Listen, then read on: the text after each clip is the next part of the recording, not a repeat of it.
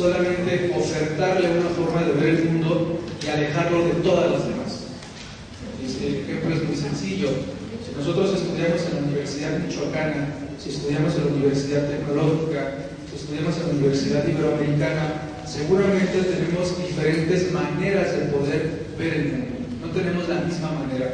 Incluso estudiando en las tres universidades, algo relacionado con la psicología, ¿no? Siempre estamos siendo adheridos con una especie como de red conceptual, de red pragmática, y que justamente lo obtenemos a partir de donde nos estamos formando. Por lo tanto, toda institución educativa representa una intervención en la subjetividad misma de los individuos. Al parecer, la actividad psicológica coopera para cerrar más, para delimitar más estas intervenciones, con la idea, claro, de mejorar al producto educativo. Ese producto, ese sujeto de información constante, como es un lema actualmente por ahí ofertado en muchas ideas educativas, cada vez se funde más en el solipsismo, en el individualismo, cumbre de la posmodernidad, donde es necesaria la psicología para que nos confirme nuestro estatus de humanos, bajo una módica intervención monetaria. Es decir, nosotros caemos en la lógica del capitalismo contemporáneo a partir de la educación, a partir de la psicología, en tanto estamos comercializando nuestro estatus de subjetividad. Es decir, si yo voy con un sujeto y este sujeto me va a decir que valgo la pena, que soy un sujeto valioso, que entiendo un poco las vicisitudes de la vida, que hay maneras de integrarme a la sociedad, que puedo intervenir socialmente, en fin, todo este tipo de técnicas que existen en las psicologías. Y desde el momento en el que yo estoy ofreciéndole un pago, lo que estoy haciendo es comercializando algún tipo de valor subjetivo, ¿no? Esto es muy interesante porque siempre viene la idea de, bueno, realmente los psicólogos, los físicos, los matemáticos, los artistas tienen que vivir de algo. Sí, efectivamente, eso no lo estamos cuestionando en este momento. Lo que estamos cuestionando es que alguien crea que al dar un pago se le está regresando un poco de humanidad. Esa es la crítica que podemos entender a partir de una intervención educativa y psicológica. La ley tal vez es como la culminación del estatus de la humanidad. Representa un control sobre la subjetividad, elaborada y aplicada por los propios sujetos. Llegar como un dispositivo infalible, el castigo. Hannah Arendt, una filósofa alemana del siglo pasado, tiene un libro sobre Eichmann, que es un nazi encargado, dicen, del exterminio de todos los nazis, digamos, todos los judíos, perdón. Y Hannah Arendt dice algo muy importante, ¿no? Dice, ¿por qué nosotros no podemos caer a la cuenta de que el pueblo alemán, todos tenían en su cabeza, en su conciencia, que tenían que exterminar a los judíos? ¿En qué momento se pervierte la posición del sujeto? Es la pregunta de Hannah Arendt. Dice, es muy sencillo. El pueblo alemán, el pueblo ario, entiende que no nada más se trata de obedecer la ley del Führer, sino se trata de entender que ellos mismos son hechores y ejecutores de esa ley. Y por lo tanto, jamás van a transgredir algo que ellos hicieron. Entonces, esta es una lectura que podemos extender a toda la sociedad. Y por lo tanto, nosotros, cuando estamos frente a una ley, jamás tenemos consideraciones para ejecutarla, solamente lo hacemos y ya. Porque aparte la ley está cargada, está tatuada, está montada por un dispositivo muy importante para todos los sujetos, que es el castigo. Es decir, si no lo haces, hay una sanción. Y como los sujetos no queremos sanciones, entonces nos dedicamos a hacer todo lo que la ley diga, independientemente de nuestra posibilidad de pensar. En este sentido, la psiquiatría, la psicología y el derecho representan mecánicamente su acción hacia un sujeto moldeado a partir de la sanción. Es decir, la articulación psicología-ley ha constatado una variedad más del algoritmo de la maquinaria estatal para controlar, encaminar y someter las subjetividades, valorando de una forma primaria una posición o suposición metafísica respecto de la subjetividad.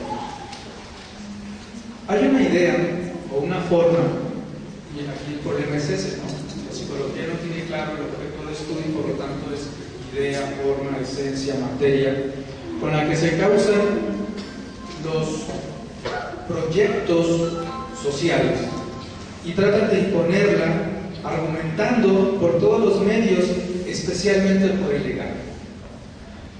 Y el ejemplo aquí es muy evidente. Lees en sus primeras versiones, decía que la homosexualidad era una enfermedad. Estamos hablando de los 50 del siglo pasado hacia atrás. Ahora parece ser que ya no es una enfermedad. El asunto no es si lo es o no lo es, eso está en discusión todavía, según seguirá estándolo. El asunto es que un manual tan importante para controlar las enfermedades dice que es una enfermedad. Y entonces todos aquellos que son homosexuales en automático están enfermos. Ese es un gran problema. Porque en automático nadie puede estar enfermo. Pero si la ley lo dice y si lo aceptamos como tal, entonces en automático los judíos son non gratos en Alemania y tienen que ser exterminados.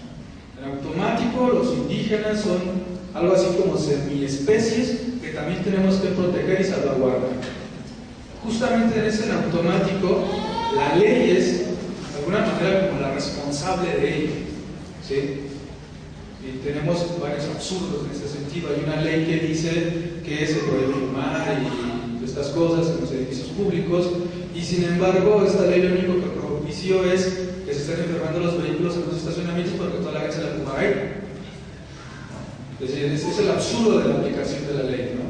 Si todos fumamos o la mayoría fuma y haces una ley para prohibir fumar, la gente lo único que hace es que, claro, no fume en la oficina porque me salgo al estacionamiento a fumar.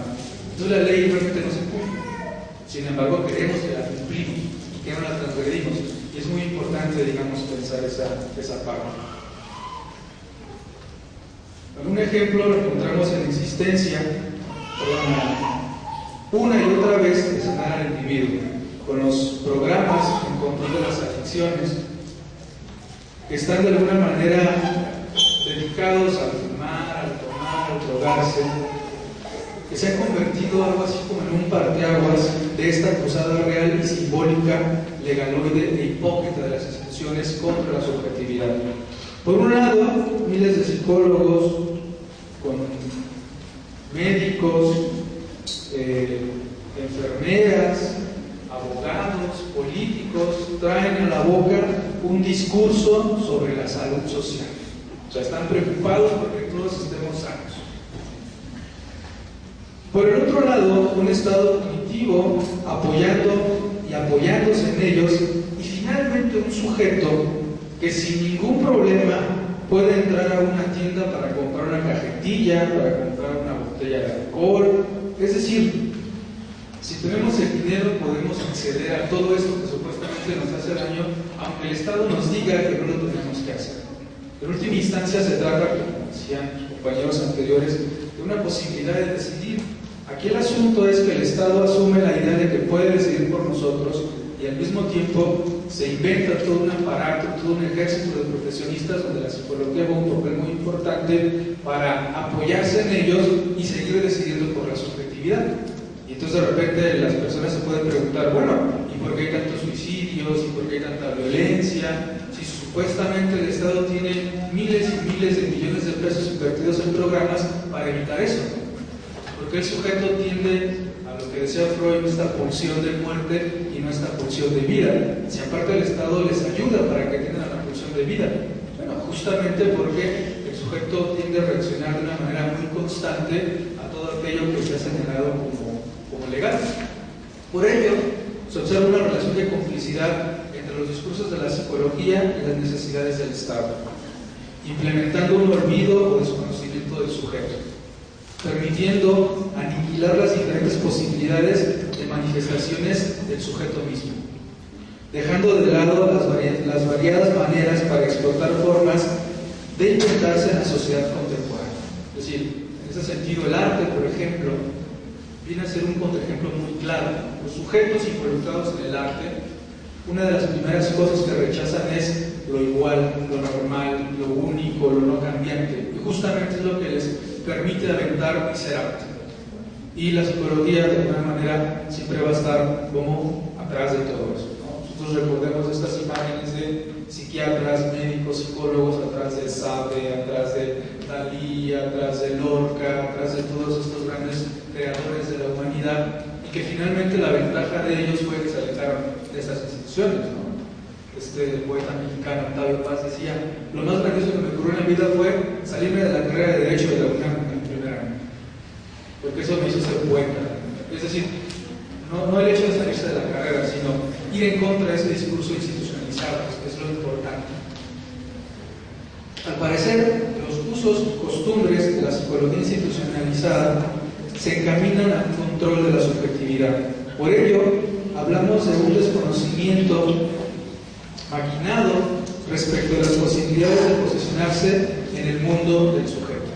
Y en este sentido, regreso otra vez al título, hablando de usos y costumbres, porque justamente si nosotros revisáramos de manera puntual a la letra lo que dicen los grandes teóricos que tienen que ver con la psicología, seguramente lo que siempre está latiendo es que debemos de evitar caer en una disciplina o una ciencia que esté basada en usos y costumbres, es decir, en opiniones. La opinionitis no sirve para hacer ciencia, en tanto no sea pensada, y a veces parece ser que muchos discursos psicológicos están repletos de opinionitis, pero falta este bagaje conceptual que sí es muy importante. Esa es la parte donde sí tendríamos que saltar en las instituciones psicológicas de usos y costumbres a realmente creernos, pues esto que los alemanes un poco mencionaban, algo así como ciencias de la subjetividad, ¿no? Y no nada más técnicas de la subjetividad. Eso sería una gran diferencia, ¿no? Es lo mismo meter una tuerca y apretarla con una pinza, un desarmador, que construir la tuerca y entender el proceso técnico para la funcionalidad de esta tuerca en el mundo. Es muy distinto. Y bueno, sería todo. Muchas gracias.